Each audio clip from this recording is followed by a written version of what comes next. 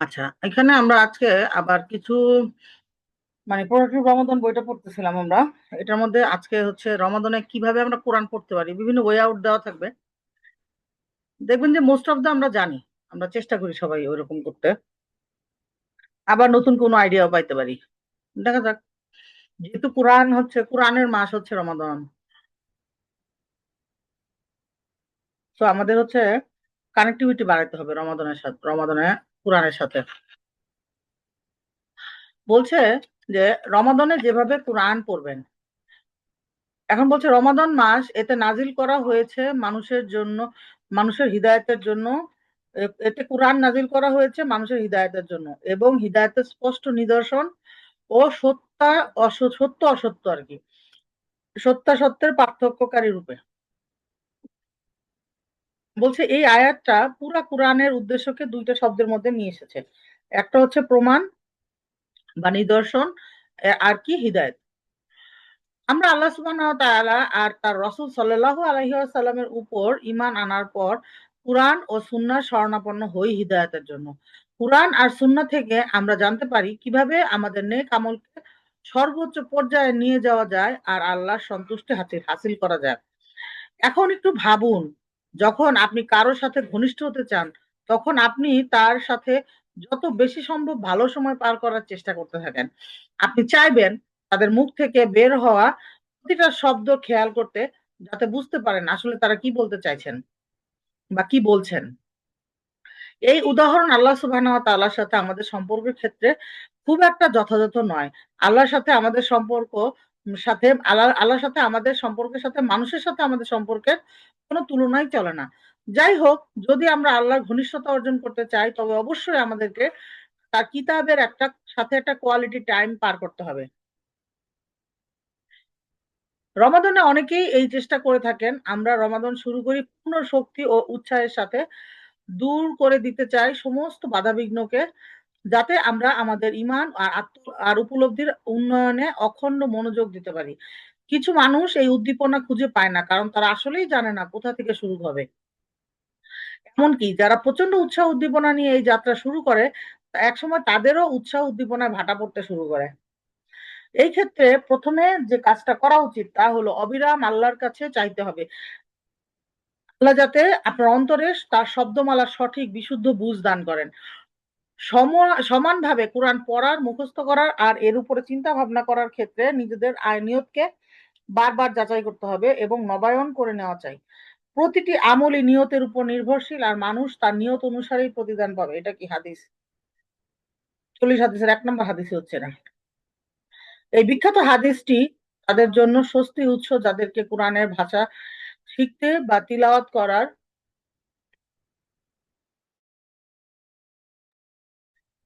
এবং কুরআন বুঝার দক্ষতা আয়ত্ত করতে সংগ্রাম করতে হয়।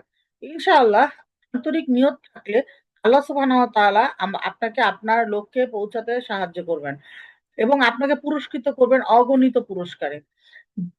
যখন প্রশ্ন আসে কিভাবে রমাদানে আমরা কোরআনের সাথে পথে চলবো, সে তখন ৩টা বিষয়ের উপর মনোযোগ দেওয়া উচিত: তিলাওয়াত, হিফজ এবং কোরআনের উপর চিন্তা ভাবনা ও আমল।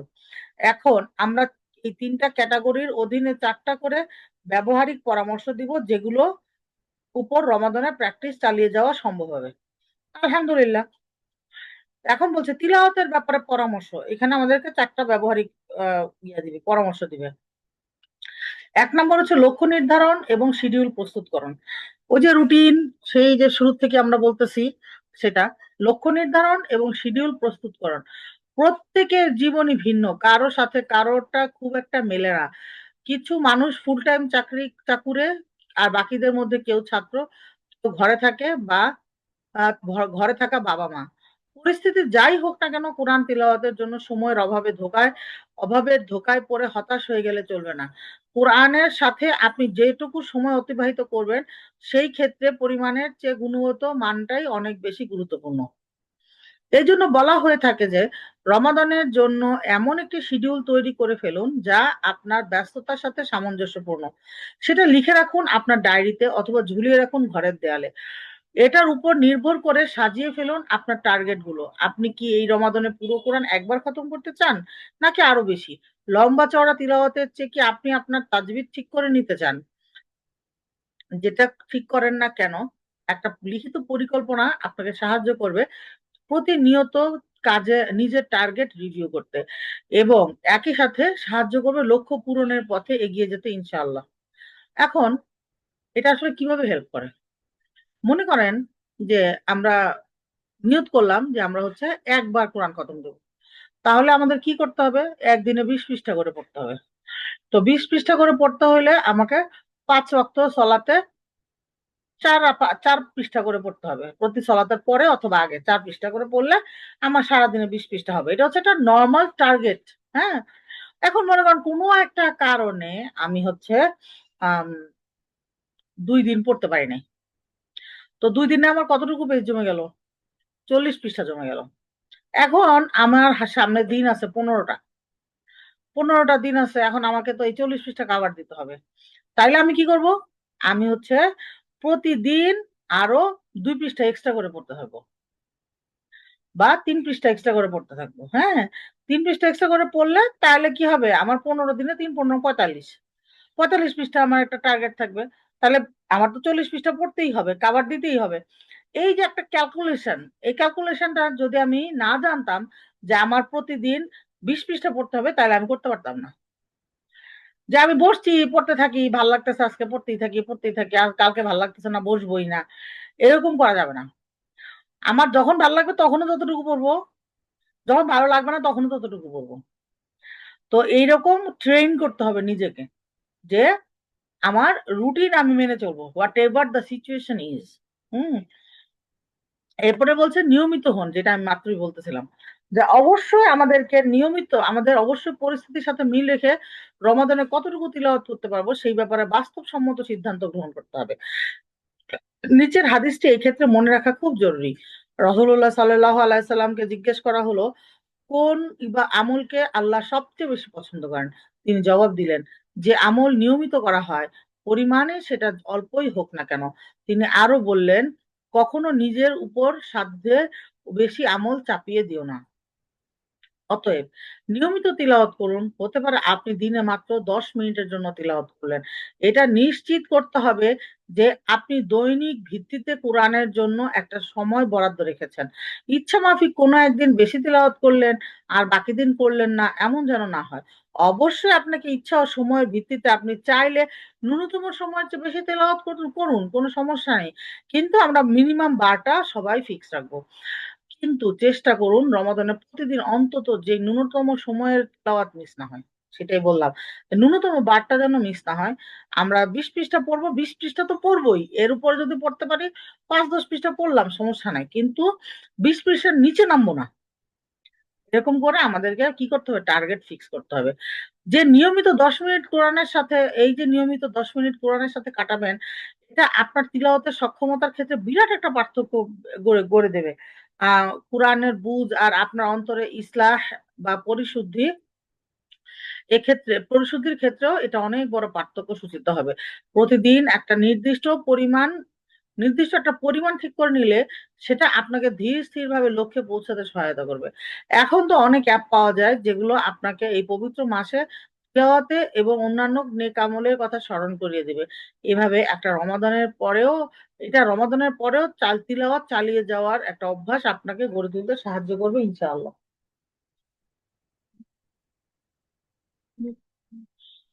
তারপরে বলছে কি, চলো একসাথে করি।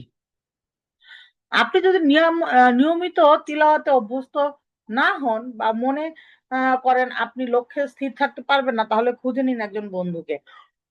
কাউকে সাথে নিয়ে তিলাওয়াত করার মধ্যে রয়েছে প্রচুর উপকারিতা।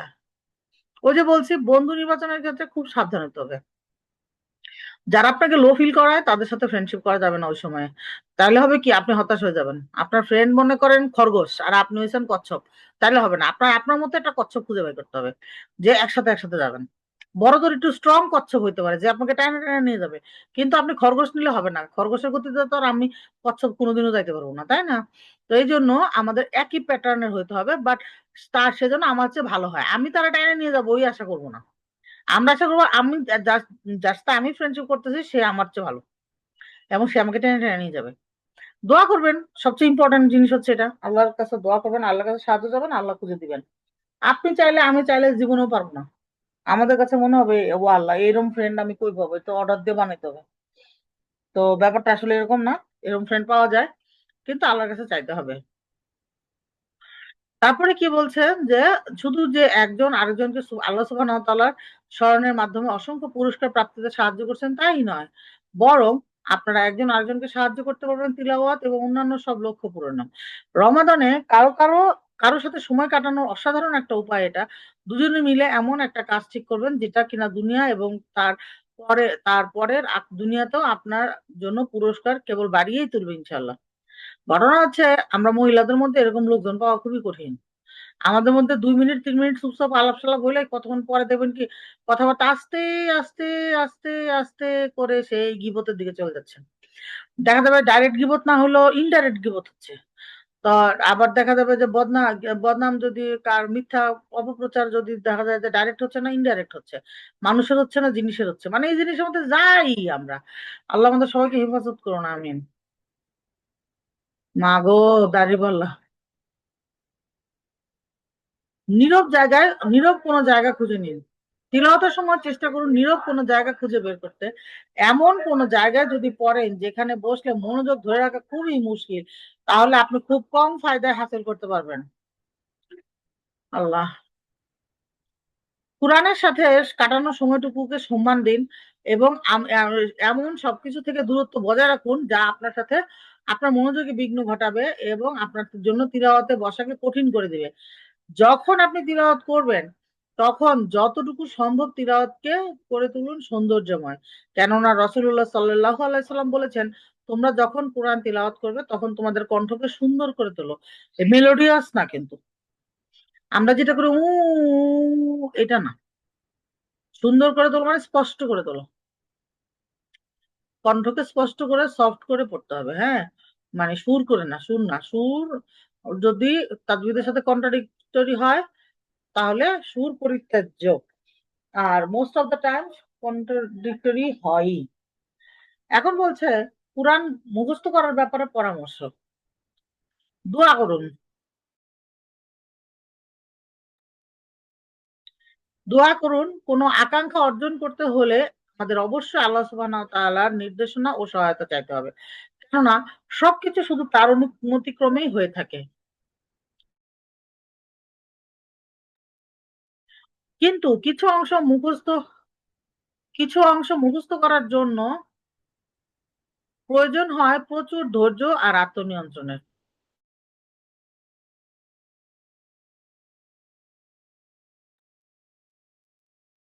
এই ঋণগুলো, নাম কি বললাম, এছাড়া যত বেশি অর্জন করুন না কেন, আপনাকে সবসময় থাকতে হবে বিনীত, সংযত। এই গুণগুলো আমাদেরকে অবিরত আল্লাহর কাছে চেয়ে নিতে হবে যাতে তিনি আমাদেরকে এই গুণগুলো বিকশিত করতে এবং বজায় রাখতে সহায়তা করেন। এটা শুধু এটা তো শুধু তারই ইচ্ছা যে আমরা আল্লাহর কথাগুলো নিজেদের স্মৃতিতে ধরে রাখতে পারি।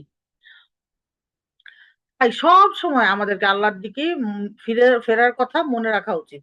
যখনই কোনো জটিল পরিস্থিতি হয়ে যায় কিংবা যখনই কোনো পরিকল্পনা মতো বাস্তবায়িত হয় না কোনো কিছুই, ইনশাআল্লাহ এই কথাটা মাথায় রাখলে আপনি তরতরিয়ে এগিয়ে যেতে পারবেন এবং কুরআন মুখস্থে আপনার লক্ষ্য অর্জন করতে পারবেন। ধীর স্থির ভাবে এগিয়ে যান। পুরো কুরআন হোক আর একটা সূরাই হোক, যতটুকু মুখস্থ করার পরিকল্পনা গ্রহণ করুন না কেন, এটা খেয়াল রাখবেন যে একটা শান্ত ও সুনির্দিষ্ট গতি বজায় রাখতে হবে। তাই আমরা পূর্ণ শক্তিতে শেষের দিকে ছুটে যেতে চেষ্টা করি। এর চেয়ে কোরআনের সাথে আমাদের এই পথ চলাকে গ্রহণ করে নেওয়া উচিত একটা ম্যারাথন হিসেবে। যে পথে লম্বা একটা সময়ের জন্য আমাদের সামর্থ্যকে ধরে রাখা প্রয়োজন। অন্যভাবে বললে, কুরআন মুখস্থ করার মাঝপথে যেন আমাদের শক্তি সামর্থ্য ফুরিয়ে না যায়। ধীর স্থির পদ্ধতি অবলম্বন করুন আর তাড়াহুড়া করা থেকে বিরত থাকুন। এটা তো সূরা কিয়ামাতেও আল্লাহ সুবহানাহু ওয়া তাআলা বলছেন যে তাড়াতাড়ি মানে তাড়াতাড়ি যেন মুখস্থ করার চেষ্টা না করেন নবী সাল্লাল্লাহু আলাইহি ওয়াসাল্লাম, এবং আল্লাহ সুবহানাহু ওয়া তাআলা এটা সংরক্ষক এবং আল্লাহ সুবহানাহু ওয়া তাআলা এটা মনে রাখানোর দায়িত্ব আল্লাহ সুবহানাহু ওয়া তাআলার, তাই না? তারপরে বলছে কি, তিলাওয়াত শুনতে থাকুন বারবার। ঘন ঘন কোরআন শোনা শোনা। আচ্ছা, আপনারা কি মানে বাজে সাউন্ড পাইতেছেন যে আমার পিছন দিয়ে মাইক দিয়ে গান গায়ে ফাটায় বলা?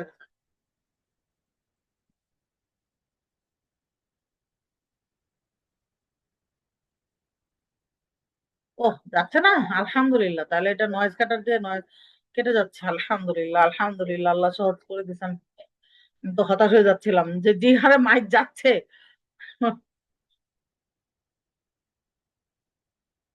ঘন ঘন কোরআন শোনা কোরআন মুখস্থ করার ক্ষেত্রে একটা বিরাট ভূমিকা পালন করে।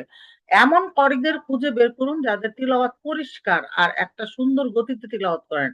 আমরা ঠিক করছি কি আজকে শুনবো আমরা হুসাইরি মুআল্লিম অথবা ডক্টর আয়মান সোয়াইব, এই দুজনেরটা শুনবো। হ্যাঁ, মিশারিয়া আল আফাসি, ওনারটা শুনে আসলে আমরা কুলাইতে পারবো না। উনি একদম অনেকটা পড়েন আর অনেক সুর করে পড়েন। আর উনি তাজবিদ ঠিক রেখে পড়েন, কিন্তু আমরা এই গতিতে তাজবিদ ঠিক রেখে পড়তে পারি না। দেখা যায় আমাদের গুন্না মা দেখলো সব ছুটে ছেড়ে যায় সুরের সাথে মিলাইতে গিয়ে। তো এই জন্য আমরা হচ্ছে হুসাইন মুআল্লিম অথবা ডক্টর আইমান সাইদ, এদের দুজনের রেকর্ডিং শুনবো, বারবার শুনবো, শুনে শুনে মুখস্থ করা ট্রাই করব। রিভিশনের জন্য সময় ঠিক করেন। আমি দেখলাম চিন্তা করে যে এটাই আসলে আমাদের কি করতে হবে, সারাদিন কোরআন নিয়ে বসে থাকতে হবে। আলটিমেটলি সারাদিনে মানে আপনি যখনই চান্স পাবেন তখনই কোরআন নিয়ে বসে থাকবেন। এটা আমাদের প্ল্যান হওয়া উচিত। কারণ রমাদানে সাহাবীদের সময় থেকেই যে তারা কি করতেন রমাদানে তাদের যারা মনে করেন সবাই তো অনেক কিছু মুখস্থ করতেন, সিরা মুখস্থ করতেন বা মনে করেন হাদিস মুখস্থ করতেন কিংবা ফিকহ মুখস্থ করতেন। ওনারা সবাই ওনাদের সবার সব কাজ ফেলে দিয়ে কমায় দিয়ে অল্প সবাই তাদের এইসব কাজ কমায় দিয়ে তারা কোরআন পড়া বাড়ায় দিতেন রমাদানে। তো রমাদানে আসলে কোরআনে ফোকাসটা থাকতে হবে আমাদের। তো আমি দেখা যাবে যে আমাদের প্ল্যানিং থাকবে এরকম কতক্ষণ কোরআন পড়বো, কতক্ষণ বাংলা পড়বো, কতক্ষণ হচ্ছে হিপস করব, কতক্ষণ হচ্ছে রিডিং পড়বো, বিভিন্ন কাজকর্ম করবো, কিন্তু থাকবো কোরআনের সাথেই। এরকম একটা প্ল্যান রাখতে হবে আমাদের। ইনশাল্লাহ ইনশাল্লাহ সবাই সবার অবস্থান থেকে করবেন যতটুকু সময় পারি আমরা। হ্যাঁ, মনে করেন আমরা রান্না করতেছি, আচ্ছা ঠিক আছে আমি এই সময়টা অর্থ শুনলাম, তর্জমা আছে না, তর্জমা শুনলাম বাংলাটা, শুধু বাংলা পড়ার একটা ইয়ে আছে কিন্তু সাইট আছে, ইউটিউব লিংক আছে, আমি আমাদের ওই কি বলে টেলিগ্রামে দিয়ে দিব। রেকর্ডিং আছে, রেকর্ডিং শুনলে বুঝতে পারবেন ইনশাল্লাহ। হুসাইরি মুআল্লিম আর হচ্ছে ডক্টর আইমান সাহেব। আর যেটা বলতেছিলাম যে আমরা রান্নার সময় মনে করেন আরবিটা শুনলে কি হবে, মনোযোগ থাকবে না, মনে হবে দূর কিছু বুঝি না, কি শুনবো। আর আসলে আমাদের রুলস হচ্ছে কোরআন যখন রিসাইটেশন ছাড়া হয় তখন সেটা মনোযোগ দিয়ে শুনতে হবে, নাহলে গুণ হবে। তো এই জন্য এখন অনেকে বলে যে রান্নার সময় ছেড়ে রাখলে সমস্যা নাই, কিন্তু সমস্যা নাই কখন, যখন আপনি শুনবেন তখন। কিন্তু আপনি যদি না শুনেন, আপনি যদি অন্য কাজ করেন, কথা বলেন, তাহলে কিন্তু গুনাহ হবে। তো এই জন্য আমরা অর্থটা শুধু অর্থটা পড়তে পারি, অর্থটা শুনতে পারি। যে আপনি ইউটিউবে অর্থটা ছেড়ে দিলেন, সুন্দর করে একদম শুদ্ধ ভাষায় বলে, খুব সুন্দর একটা অনুবাদ আছে। হ্যাঁ, আমরা ওই অনুবাদটা আমি দিব ইনশাল্লাহ আপনাদেরকে, লিঙ্ক দিয়ে দিব। ওইটা আপনারা হচ্ছে চাইলে মনে করেন প্রতিদিন রান্নার সময় 1 ঘন্টা করে শুনলেন, 1 ঘন্টা করে শুনতে শুনতে এরকম করতে করতে দেখবেন যে আপনাদের 27 দিনে ওটা মনে হয় টোটাল 27 ঘন্টা বা এরকম এত ঘন্টায় কোরআন পুরাটা হয়ে যায়। তো আপনারা মনে করেন 30 দিনে ইনশাল্লাহ ওইভাবে একটা খতম হয়ে যাবে, অর্থ বুঝতে অর্থ শুনতে শুনতে। তো আমরা ওইরকম একটা কিছু করতে পারি। মোট কথা হচ্ছে কি প্ল্যানিং করতে হবে, বুঝছেন, নিজের শক্তি সামর্থ্য এবং টাইমের অ্যাভেলেবিলিটির উপরে। তো এখন মনে করেন যে ব্যস্ত দৌড়াইতেছে, যে মনে করেন যে কোনো টাইম নাই। আবার মনে করেন যারা ঘরে, তারা রান্না বাড়ার সময় শুনলো। আবার মনে করেন যারা হচ্ছে বাসে বাসে যাওয়ার সময় বা মনে করেন গাড়িতে যাওয়ার সময় অফিসে, তারা শুনতে শুনতে যাইতে পারে আধা ঘন্টা আধা ঘন্টা 1 ঘন্টা, যাইতে আধা ঘন্টা আসতে আধা ঘন্টা, বা যাইতে 1 ঘন্টা আসতে 1 ঘন্টা, 2 ঘন্টা। এই 2 ঘন্টা বাংলাটা শুনলো। এখন আরবিটা শুনলে কি হয়, আরবিটা শুনলে অনেক সময় ঘুম চলে আসবে। অথবা মনে করেন যে আরবিটা আসতে আরবিটা শুনলো, যাইতে বাংলাটা শুনলো। মোট কথা হচ্ছে সব সময় কিছু একটা ডিফারেন্ট করতে হবে, নাইলে কি হবে, খালি এই যে বোরিং লাগবে। আমাদের নফস তো আছেই, তাই না? রিভিশনের জন্য সময় ঠিক করে নিন। আগে মুখস্থ করা আয়াত আর সূরাগুলো রিভিশন দেওয়ার জন্য সময় বরাদ্দ করে রাখুন। এটা খুব ইম্পর্টেন্ট। আমি আল্লাহর কাছে অনেক দোয়া করি, আপনারাও আমার জন্য একটু দোয়া করেন। আমার কোরআন মুখস্থ না হওয়ার একটা মেইন কারণই হচ্ছে রিভিশন। আমি হচ্ছে রিভিশন দেওয়ার টাইমটা, আমি এই রুটিনটাতে আমার জীবনের লাইফে আমি রিভিশনের টাইমটা সেট করতে পারি না। যার জন্য আমি মুখস্থ করলেও আমার সেই মুখস্থ থাকে না, মানে খুব তাড়াতাড়ি চলে যায় আরকি। তো নতুন নতুন আয়াত আর মুখস্থ করতে গিয়ে আগে মুখস্থ করা আয়াত বা সূরাগুলো ভুলে যাওয়া কোনো কাজের কথা হতে পারে না। এটা করা একেবারেই উচিত হবে না। তাই আগের গুলো রিভিশন দিন প্রতিদিন 10 থেকে 15 মিনিট, কিংবা মুখস্থের সময়সীমা বাদে, মানে যখন মুখস্থ করে সেই সময় বাদে বাকি দিন তো পড়ে থাকে, তখন মুখস্থের গুলা রিভিশন দিতে হবে একটা টাইম বের করে। হতে পারে সেটা সলাতের মধ্যে, কিংবা গাড়িতে, কিংবা রান্নার সময়। এভাবে বিভিন্ন সূরা তেলাওয়াত করা মনের মধ্যে এগুলোকে সতেজ ভাবে ধরে রাখতে খুব উপকার হবে ইনশাল্লাহ। বলছে কোরআনের উপর চিন্তা ভাবনা করা, আত্মস্থ করে নেওয়া সংক্রান্ত দিক নির্দেশনা।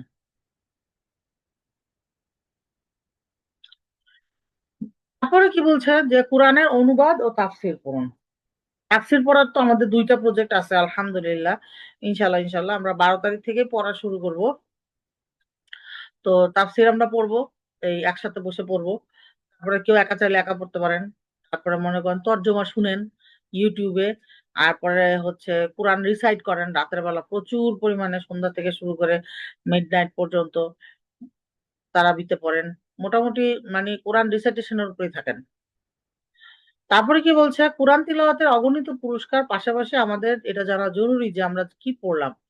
কোরআন তো শুধু তিলাওয়াত করে যাবার জন্যই নাজিল হয়নি, বরং এটা তো নাজিল হয়েছে মানবতার জন্য হিদায়াত হিসেবে। সাহাবাদের ব্যাপারে আব্দুল্লাহ ইবনু মাসউদ রাদিয়াল্লাহু আনহু বর্ণনা করেছেন, যখন আমাদের মধ্যে কেউ কোরআনের 10টা আয়াত মুখস্থ করত, তখন সে পরবর্তী 10টা আয়াত মুখস্থ করতে এগিয়ে যেত না, ততক্ষণ না সে সেই আয়াতগুলো অর্থ বুঝে নেয় এবং সেগুলোর উপর আমল করে নেয়। আপনারা কি জানেন না আবু বকর রাদিয়াল্লাহু আনহুর কত বছর লাগছিল সূরা বাকারা মুখস্থ করতে? 10 ইয়ার্স, 10 বছর লাগছে। কেন? কেন 10 বছর লাগছে? ওনার ব্রেন কি কম ছিল? না। কারণ হচ্ছে এই যে এই প্রসেস ফলো করতো ওনারা।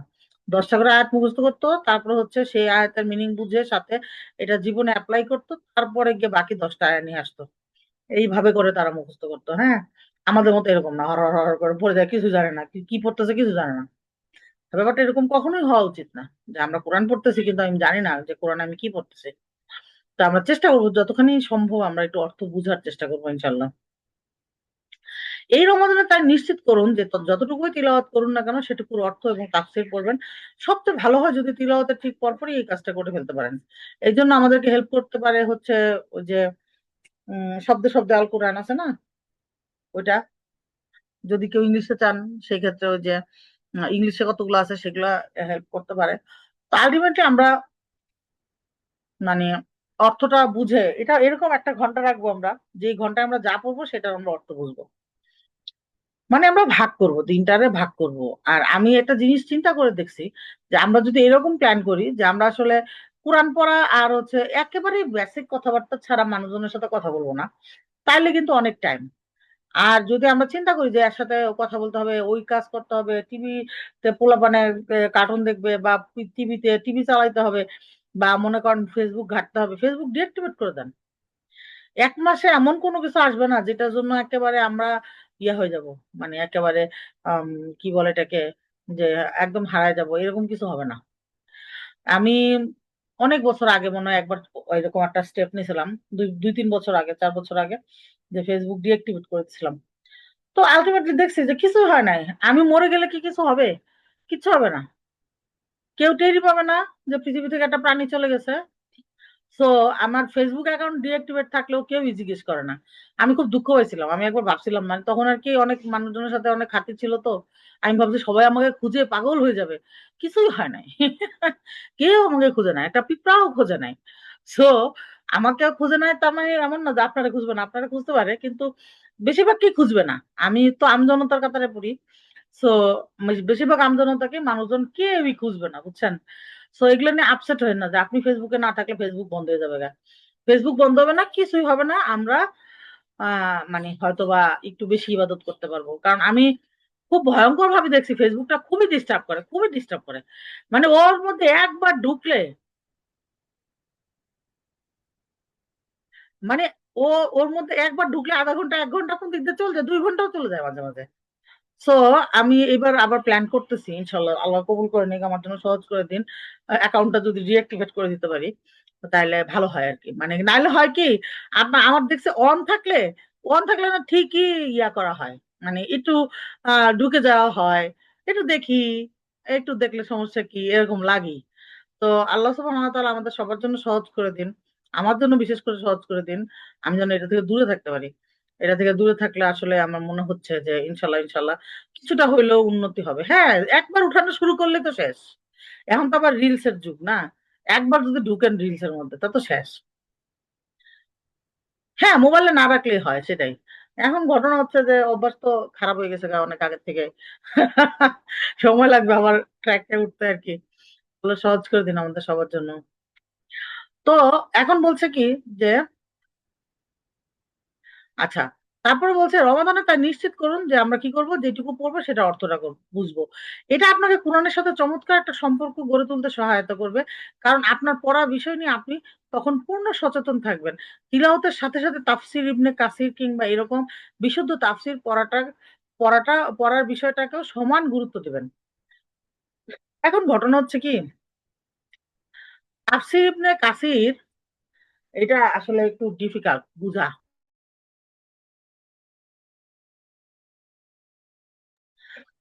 তো তাফসীর ইবনে কাসিরটা আসলে একটু অন্য ভাষায়, কেমন জানি একটু কঠিন ভাষায় লেখা, মানে সাধু ভাষায়। আমি আর কি ওই যে ইসলামী ফাউন্ডেশনের যে তাফসীর ইবনে কাসিরটা আছে ওটা নিয়েছিলাম। এটা নেওয়ার পর আমার মনে হয়েছে, এক পৃষ্ঠা পড়ার পরে মনে হয়েছে আমার বাংলা ভাষা শিখে আসতে হবে আবার। কারণ আমি বাংলা ভাষাটা বুঝতেছি না, এরকম ভয়ঙ্কর ভাষা। করিতে হইবে, যাইতে হইবে। I have to translate all the Bengalis. So আমাকে আমার পরে আমি মনে হলো যে না, আমাকে একটু সহজ তাফসির নিতে হবে। তো সেক্ষেত্রে আপনারা তাফসির আহসানুল বায়ান নিতে পারেন, তাইসিরুল কোরআন নিতে পারেন। তারপরে মনে করেন যে আমরা যেটা বা তর্জমা পড়তেছি, যে ওই যে একাডেমি অফ কোরআনের লন্ডনের যে তর্জমাটা, এটা পড়তে পারেন। বা আমাদের যে ওই যে শব্দে শব্দে কোরআন যেটা বললাম সেটা পড়তে পারেন। এই সবগুলাই হচ্ছে চলিত ভাষা মোটামুটি আর কি, ভালো। এগুলো সবগুলাই আপনারা মানে তাওজিহুল কোরআনও ভালো, এটাও পড়তে পারেন, কোনো সমস্যা নেই। এরপরে কি বলছে যে রেকর্ড করুন আপনার চিন্তা ভাবনা। প্রতিদিন পড়া সূরাগুলি থেকে আপনি যতটুকু শিখতে পেরেছেন সেগুলি নিয়ে কিছু সময় চিন্তা করার অভ্যাস করুন। আরেকটা কাজ করতে পারেন, ওই যে মিজানুর রহমান আজারির একটা বই আছে না, যে ওই যে কি কোরআন জানি, কি জানি একটা কোরআন নতুন একটা বই বের হয়েছে।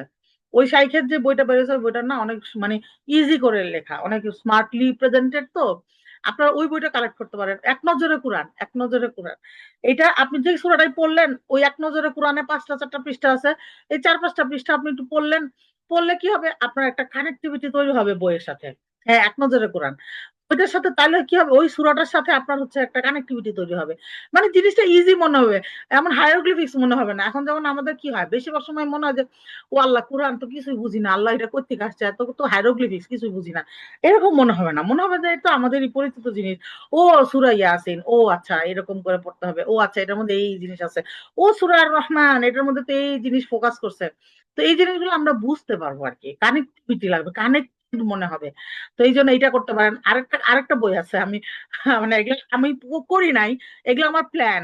এখন আল্লাহ জানে আমরা কতটুকু করতে পারবো। তো কারণ এই বইটা আর ছিল না গতবার। আর আমি গতবার রোজার পরে শাহেখ আহমেদুল্লাহর একটা ইয়ে পাইছি। তারাবির আগে হচ্ছে যে উনি বলছিলেন যে মানে এই বইটা পড়ে গেলে ভালো। কারণ উনি হচ্ছে তারাবির ইয়েতে ভাগ করে করে দিছিলেন যে মনে করেন তারাবি তো একটা নির্দিষ্ট প্যাটার্নে পড়ে বাংলাদেশে, যে প্রথম দিন 1.5 পারা 1.5 পারা 1.5 পারা করে পড়ে, এরকম একটা কি জানি একটা ইয়ে আছে।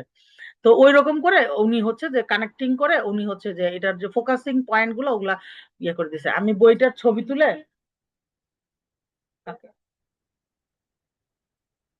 আমি হচ্ছে ওই ছবিটা, বইটা আমার কাছে আছে, আমি বের করে ছবি তুলে আমি আমাদের গ্রুপে দিয়ে দিব না, আপনারা ওই বইটা কালেক্ট করে নেন, ওইটাও করতে পারেন চাইলে। হ্যাঁ, তারপরে কি বলছে যে লিস্ট করুন, একটা লিস্ট বানিয়ে ফেলুন যাতে প্রতিদিন সেগুলোর উপরে একবার নজর বুলাতে পারেন। এমনকি যদি আপনার আগে শেখা একটা কোনো বিষয় হয় সেটা তাও লেখেন। কোরআনে উপস্থাপিত শিক্ষাগুলোর ব্যাপারে নিজের মনকে বারবার সতেজ করে নেওয়াটা, আপনি যে কোরআনের খুঁটিনাটি বিষয় বিশদভাবে মনের মধ্যে ধরে রেখেছেন, সেটা নিশ্চিত করার ব্যাপারে বেশ ভালো একটা পদ্ধতি। নিজেকে বদলে ফেলুন, কোরআন পড়া, বোঝা, চিন্তা ভাবনা করা, সব গুলো ধাপ পেরোবার পর সবচেয়ে জরুরি বিষয়টা যখন আসে, যা শিখলাম তার উপর আমল করা। আর এটাই হচ্ছে কুরআন নাজিলের চূড়ান্ত উদ্দেশ্য।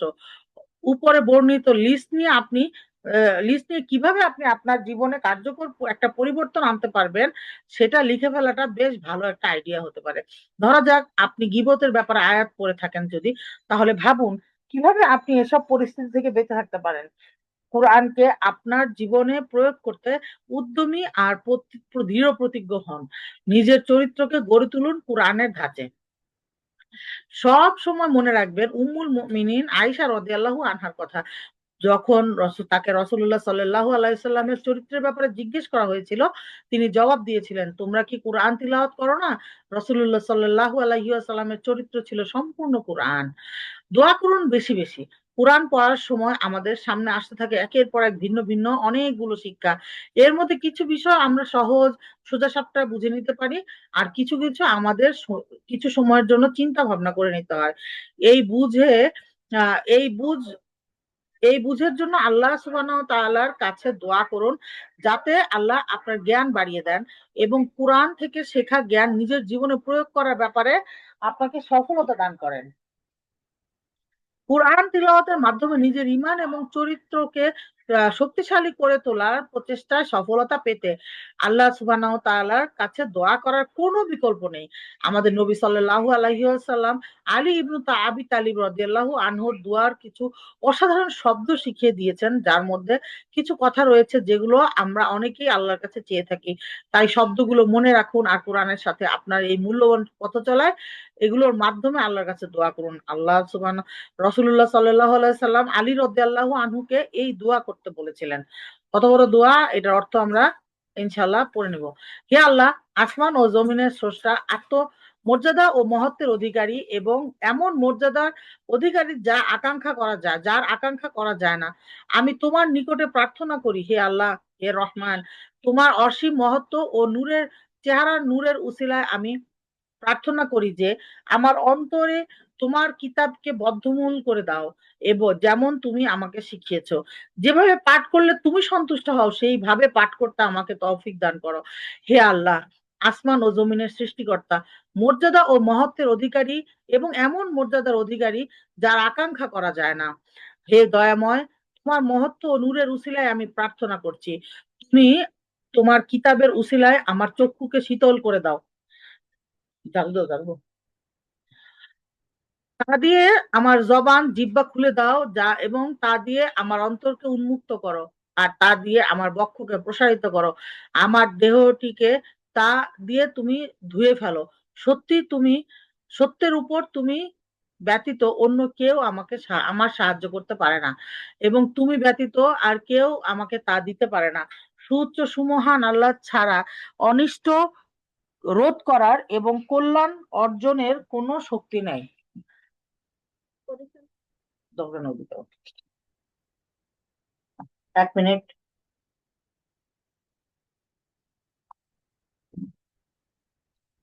এই রমাদান হোক কোরআন শিক্ষায় মগ্ন হবার মাস। এই রমাদান হোক কোরআন শিক্ষার আমাদের আমল করার মাস। হিদায়াত আর শক্তির প্রাথমিক উৎস হিসেবে কোরআন হয়ে থাকুক আমাদের জীবনের ধ্রুবতারার মতোই সমুজ্জ্বল ইনশাআল্লাহ। ব্যাপারটা হয়েছে কি, এগুলো আমরা জানি সবাই। আমরা জানি না যে কোরআন পড়তে হবে, কোরআন নিয়ে ভাবতে হবে। এখন এগুলা হচ্ছে আচ্ছা, ফিটনেস এটা আমরা আগামী দিন পড়বো ইনশাল্লাহ। যে এগুলা জানার পরেও আমরা আবার পড়লাম কেন? আবার পড়লাম কারণ হচ্ছে আমরা আসলে আহ, গুছায় জানি না।